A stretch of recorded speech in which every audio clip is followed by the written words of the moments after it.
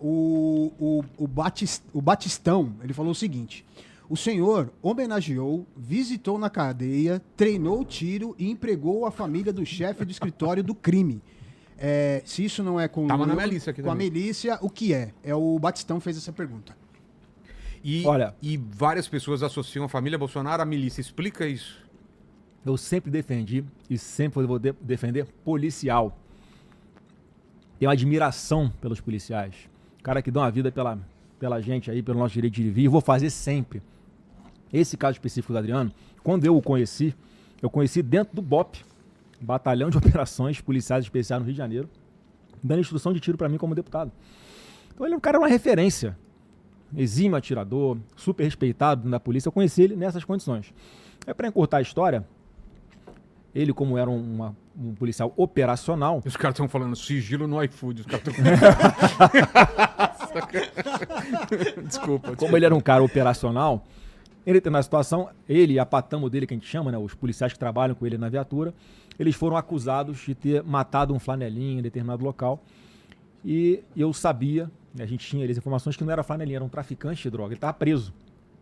Então, como eu sempre defendi policial, para publicamente manifestar, estou aqui defendendo um policial injustiçado, eu fiz uma homenagem para ele, entreguei dentro lá do Batalhão Especial Prisional, onde ele estava, e logo depois, todos foram absolvidos. Todos, incluindo o Adriano. Só que eu acho que isso aí, né, depois disso, ele buscou um caminho errado. Quando ele estava preso, eu conheci a família dele, porque tinha um movimento de esposas de policiais militares que defendiam esses familiares, defendiam os direitos deles, porque muitos deles eram de fato injustiçados. Eles tinham uma liderança nesse segmento que eu sempre defendi. Então eu vi interesse de trazer para o meu gabinete para trabalhar comigo. Foi só isso. Agora, depois, se o cara começa a fazer besteira na vida dele, vai para o caminho errado, eu não posso ter responsabilidade de um troço que isso aconteceu faz mais de 20 anos. Mas continua a narrativa de que eu tenho alguma coisa a ver, né, com milícia. Só para deixar bem claro, desafio qualquer um aqui, Vilela. Pega aí 30 anos para trás, todas as investigações sobre milícia no Brasil.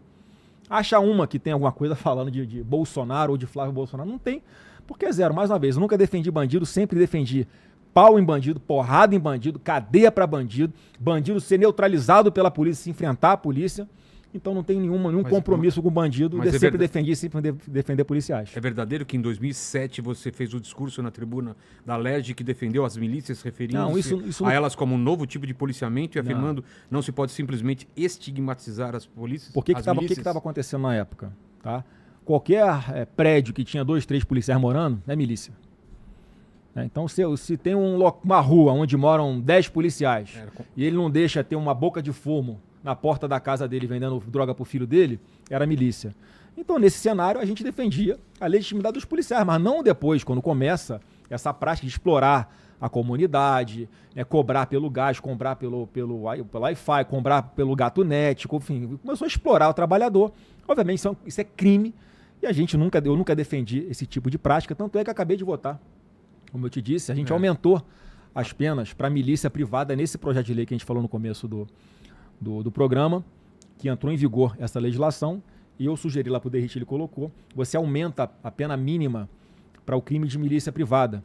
Passou a ser de 6 anos a pena, e a partir de agora, se ele sofrer essa condenação por milícia, seja a pena mínima, ele começa a cumprir a punição dele em regime fechado. Então, assim, não tenho nenhum compromisso com isso, vou trabalhar para libertar, inclusive, milhões de brasileiros que vivem em áreas dominadas por milicianos, por traficantes. É um problema que porque isso aí não vai ter tolerância, mas está aqui explicado porque é que tentam me vincular a isso. E em 2006 você e o Brazão foram os únicos parlamentares a se posicionar contra a investigação lá que o Marcelo Freixo criou a CPI das milícias na porque LERJ. ele era a pessoa, né, que começava a fazer, porque ele sempre teve um trabalho contra as polícias.